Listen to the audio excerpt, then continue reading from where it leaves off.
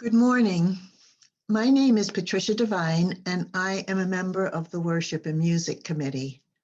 My pronouns are she, her, and hers.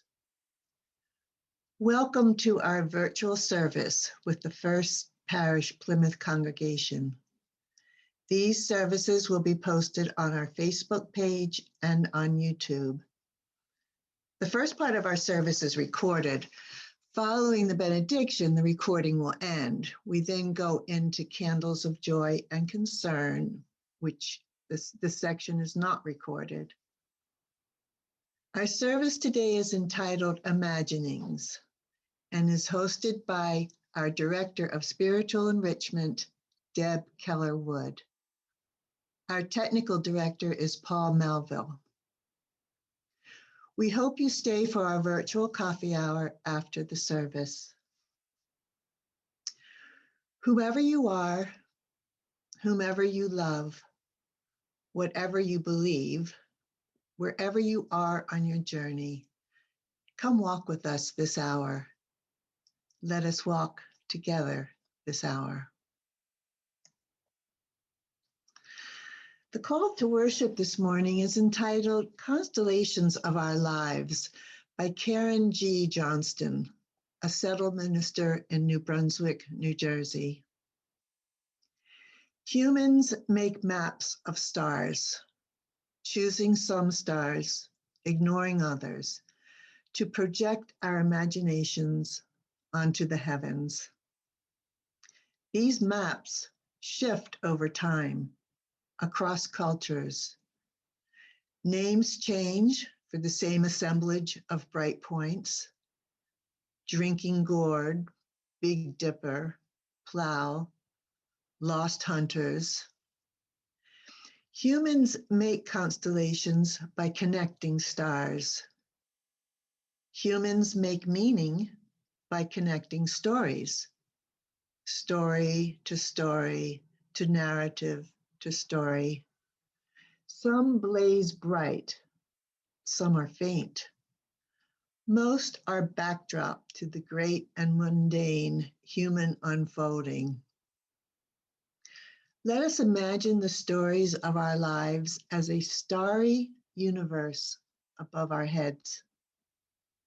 As leaders of this congregation, we are tasked and trusted to draw constellations in this, our beloved small universe. May the stories we connect draw constellations that reflect a shared ministry that calls out the best in us. Let us imagine.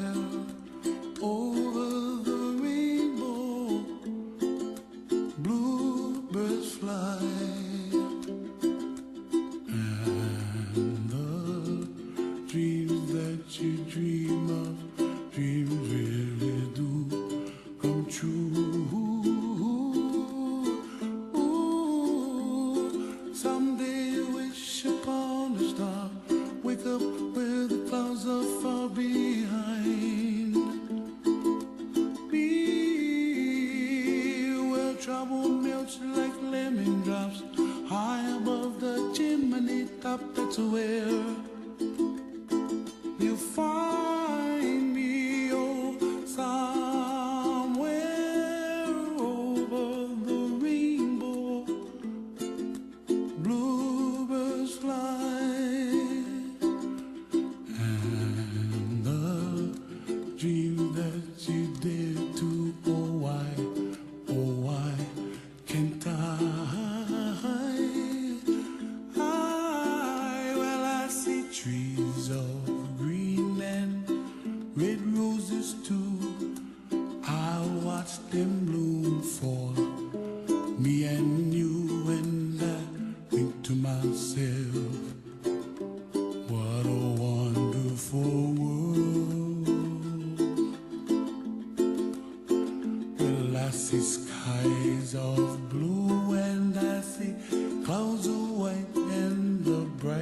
brightness of day.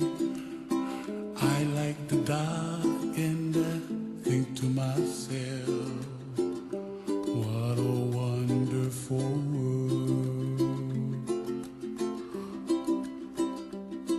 The colors of the rainbow, so pretty in the sky, are also on the faces of people passing by. I see friends shaking hands, singing, how do you do? They really say, I love you. I hear babies cry and I watch them grow. They'll learn much more than we'll know, and I think to myself, what a wonderful world. Someday I wish upon a star, wake up where the clouds are far behind me,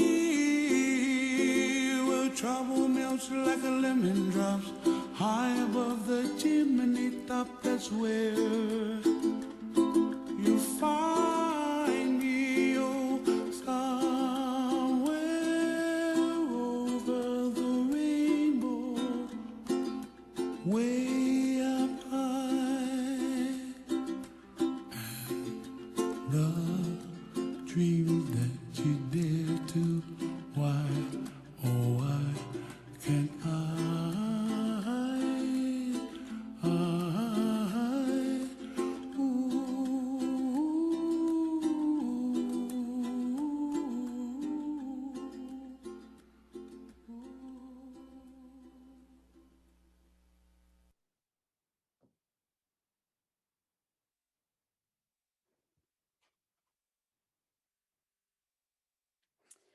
Good morning.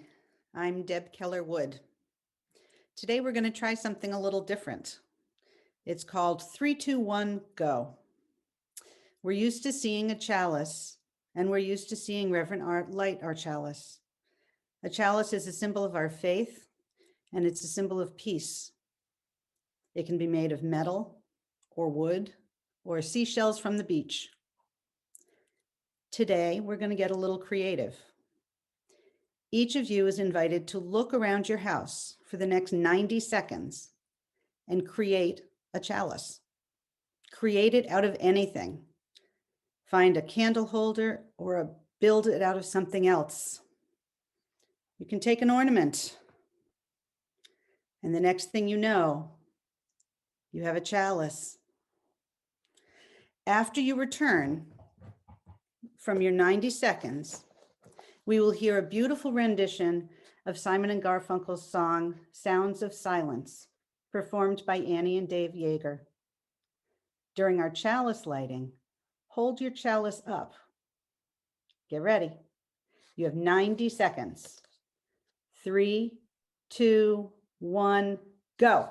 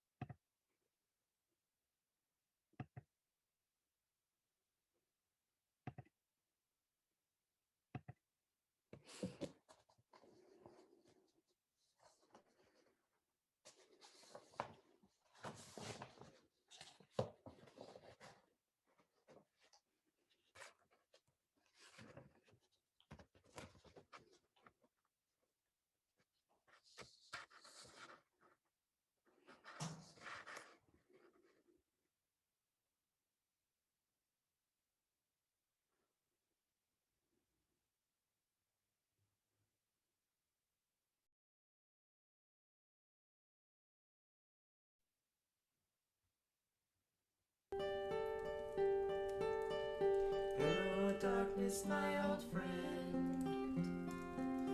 I've come to talk with you again, because a vision softly creeping left its seeds while I was sleeping, and the vision that was planted in my brain still remains within the sound of silence.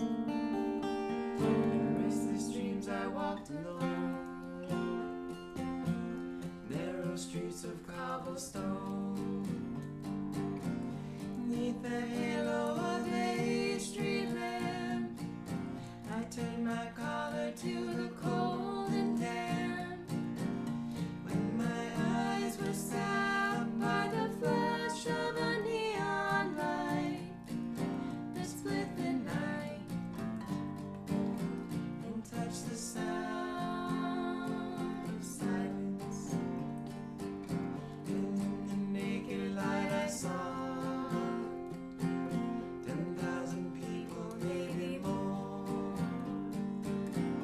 People talking without speaking, people hearing without listening, people writing songs that voices never share, and no one dared disturb the sound of silence. Who said I, you do not know? Silence like a cancer grows. Hear my words that I might teach you. Take my arms that I might reach you. But my words, like silent raindrops, fell and echoed in the wells of silence. And the people bowed and prayed to the neon god they made. And the sign flashed out its warning in the words that it was for me. And the sign said the words of the prophets are written on the subway walls and tenement halls, whispered in the sound of silence.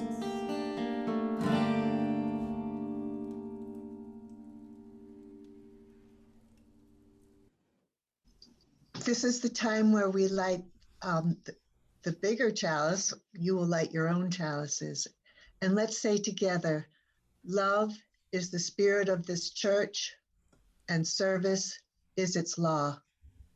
This is our great covenant, to dwell together in peace, to seek the truth in love, and to help one another.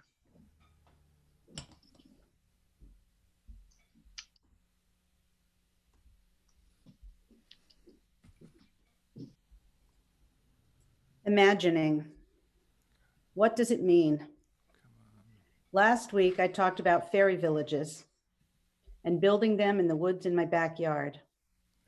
I've imagined the fairies telling me ancient stories about the land, the trees, and more. Have you ever been dreaming and imagining, and you were really interested in it, and you got woken up or asked to do something? Then you try to get back to that dream of imagining. Even if it has purple dinosaurs in it, the trip of imagining was fun. I asked a few children the question, what does it mean to imagine? One said, it's what you do when you want to have fun. Another said, imagining is when you take stuff and make it better.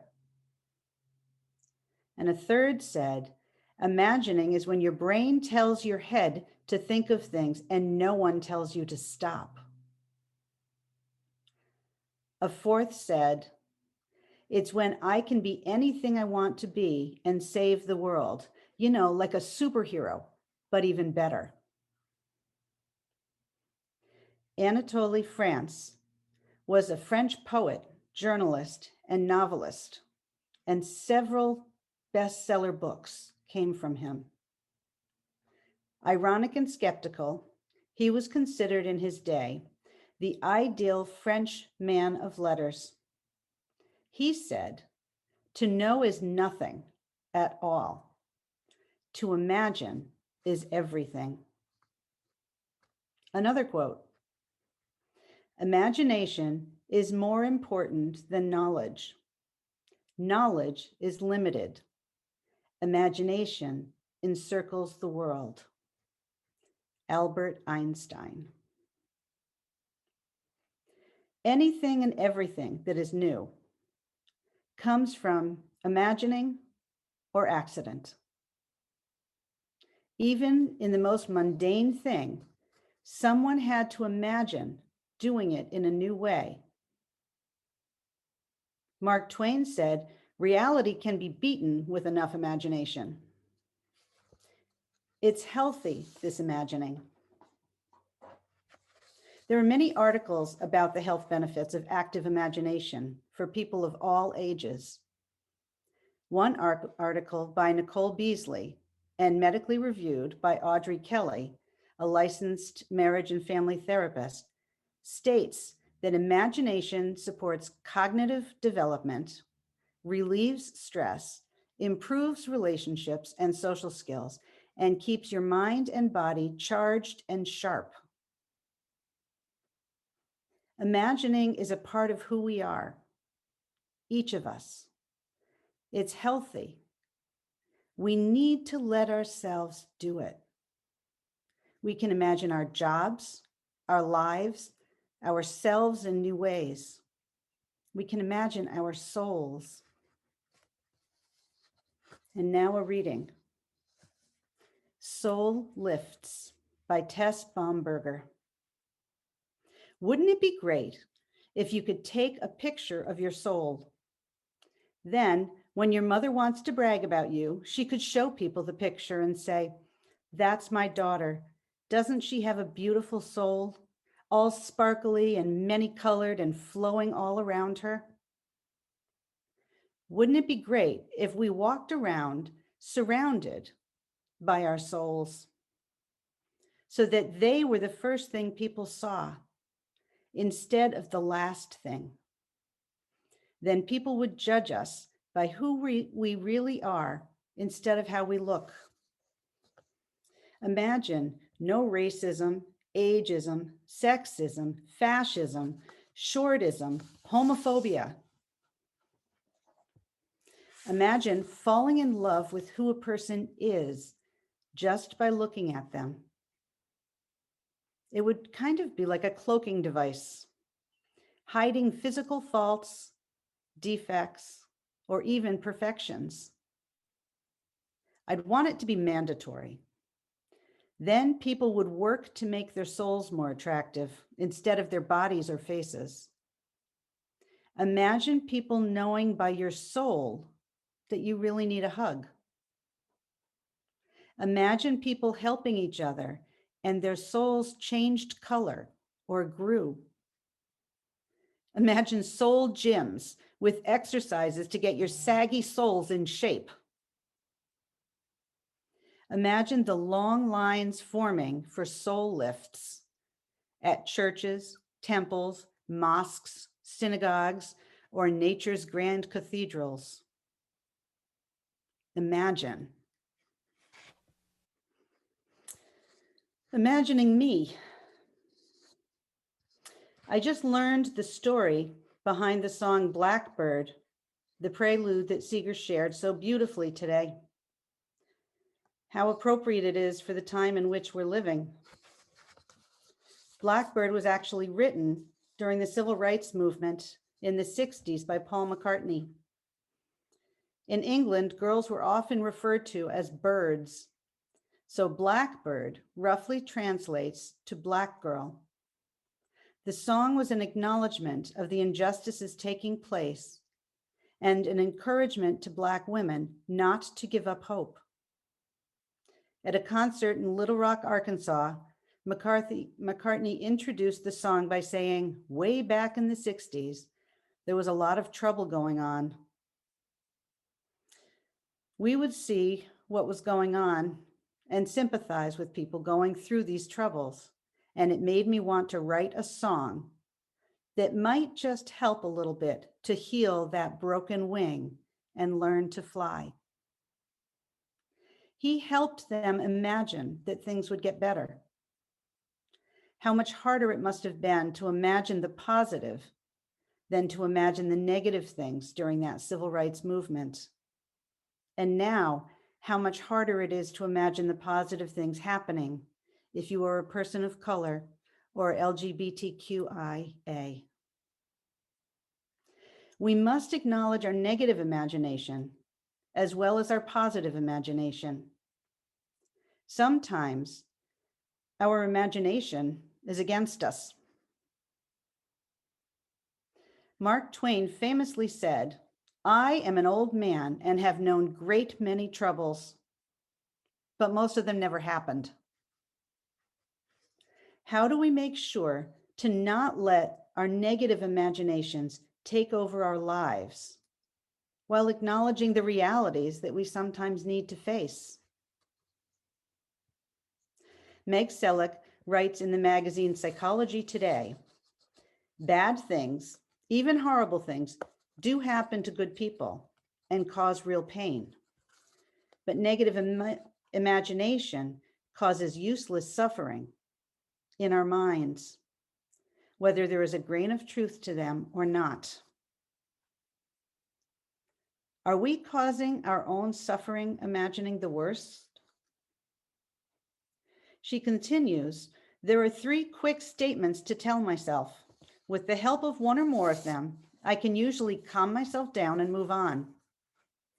I can decipher what is real and what is imagination. Number 1, is it happening now? Yes, it's certainly possible that a catastrophe could occur. But if it's not happening now, at least at this moment, we're safe. Number 2, whatever happens, I can cope. This statement reminds us of our own inner resources and gives us the determination to meet the challenges of life. The concept comes from the cognitive behavioral therapy tradition, CBT. Number 3, am I causing my own suffering? Could I stop? The first part of this statement has its origins in the Buddhism's 4 Noble Truths.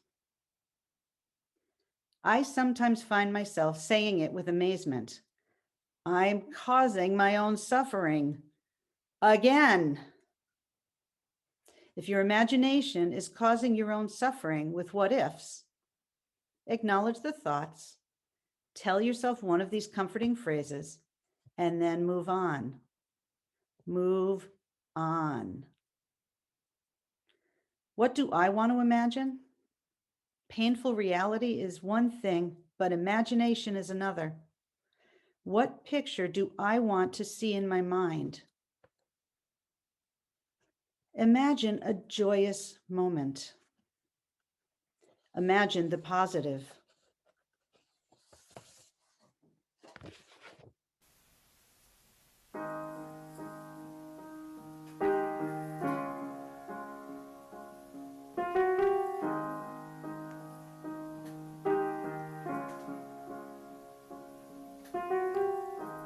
Imagine there's no heaven.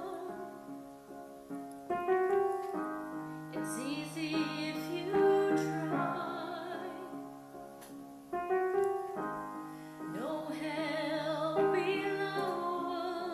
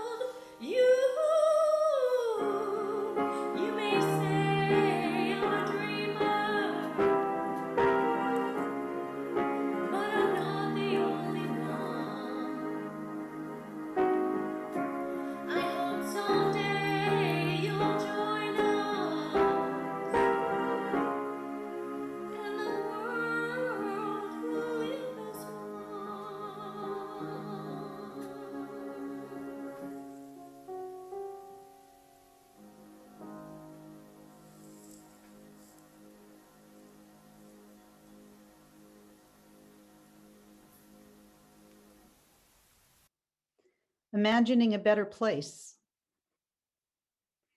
Imagining a better place is something we've all been asked to do many times in our lives. Sometimes that can feel like a tall order, to imagine a better world. What picture do you see in your mind's imagination? Is it a picture of people holding hands, walking arm in arm? Is it seeing people come together to build shelters and work in food pantries? Maybe your imagination sees a round table like King Arthur's court with people of all ages, ethnicities, sexual orientation, who are economically diverse, together planning how to take care of each other. Do you imagine holding the world in your hand and healing it? Do you see a picture of mountains, oceans, streams, and rivers? Disney movies use our imaginations as a tool to remind us of some life lessons. A Bug's Life, Speak Up. Alice in Wonderland, Be Curious. Mulan, Take Chances. Finding Nemo, Just Keep Swimming. Toy Story, To Infinity and Beyond. Tangled, Get Out of Your Comfort Zone. Little Mermaid, Live Your Own Dream. Pocahontas, Fight for what you care about. Frozen, Embrace who you are. In Frozen 2, one of the songs is called All Is Found. In her waters deep and true lay the answers and a path for you. Let's listen to Jane and Emily as they sing All Is Found.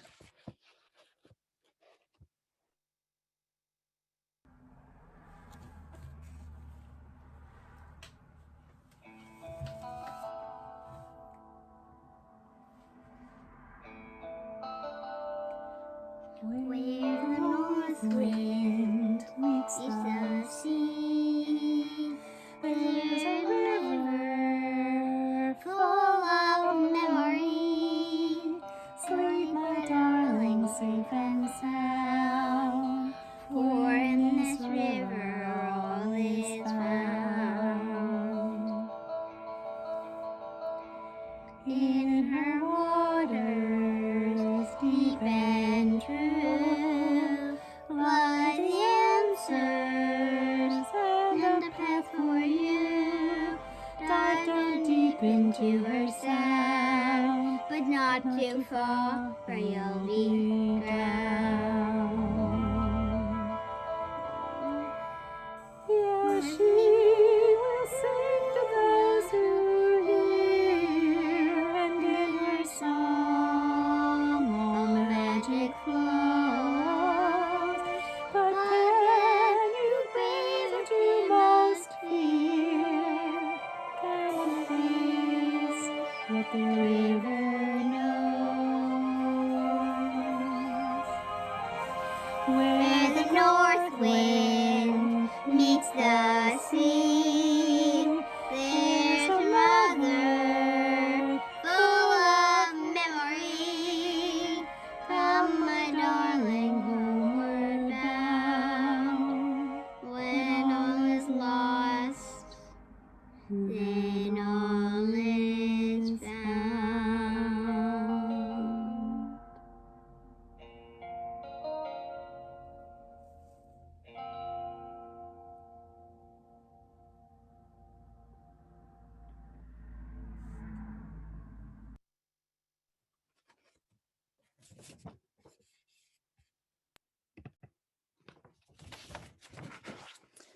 Today, we will have 2 times to have quiet meditation. For this first one, I invite you to join me in what's called a body prayer. I will show you the prayer and then invite you to move through it with me once. Then we will all pray with our bodies in silence 3 times as we enter this moment of quiet meditation and contemplation. We begin with our hands by our sides, resting gently to find our inner quiet. We raise our hands up so we open ourselves to our highest dreams. We bring our hands to our hearts to affirm the strength of our inner voice. We extend our hands out in front of us to offer ourselves in service to others. Our hands rest at our sides for inner quiet. We raise them up for our highest dreams. Back to our hearts to affirm the strength of our inner voice, and out to offer ourselves in service to others. And now we'll do it 3 times silently.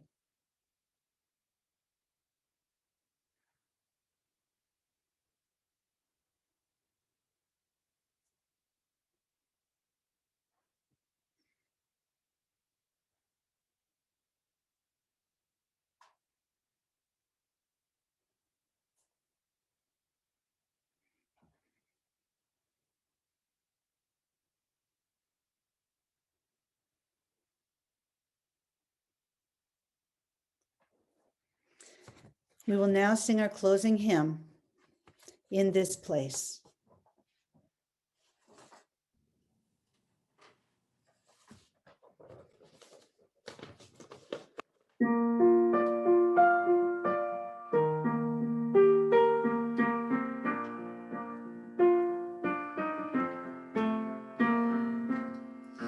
In this place we gather together, join our hearts to find the way, answer questions from all the ages, look ahead to another day in this place, in this place.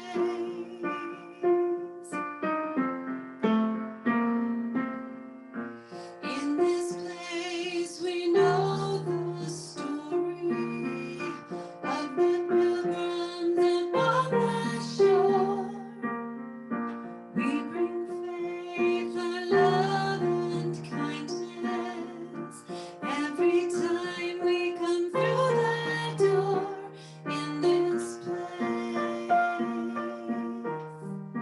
in this place.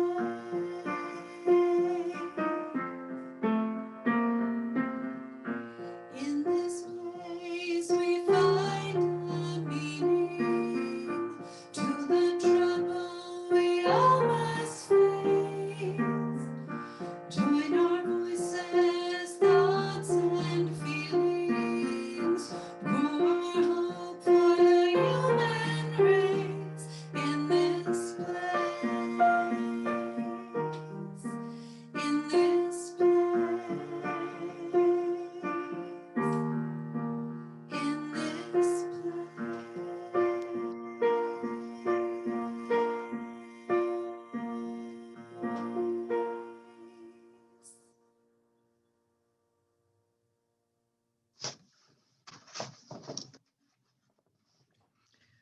Our benediction today is entitled Be True, Be Well, Loving by Cynthia Landrum. We leave this gathered community, but we don't leave our connection, our concerns, our care for each other, our service to each other, to the world, and to our faith continues. Until we are together again, friends, be strong, be well, be true, be loving.